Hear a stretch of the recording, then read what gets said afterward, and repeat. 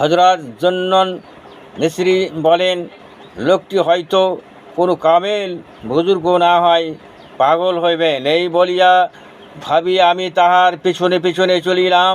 সে আমাকে বলল, তুমি কোথায় যাইতেছ? আপন কাজে যাও। আমি যাহাকে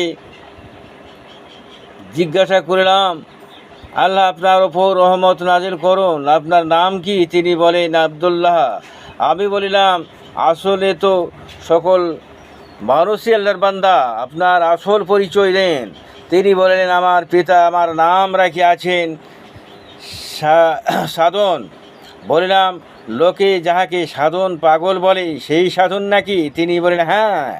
আমি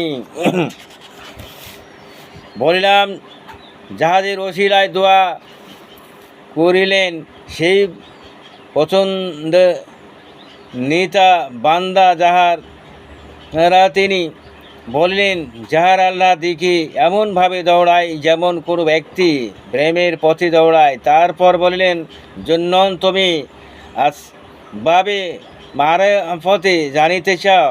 তারপর তিনি 2টি বয়াত পড়লেন, যাহার অর্থ হইল এই যে, মারিফত ওলাদের দিল সবসময় আল্লাহর স্মরণে আসক্ত হইয়া থাকে এবং আসক্তিরত কান্না করিতে থাকে, এমনকি তাহার দরবারে তাহার ঘর বানাইয়া লয়, আর সেখান হইতে কোনো বস্তু তাহাদেরকে হটাইতে পারে না।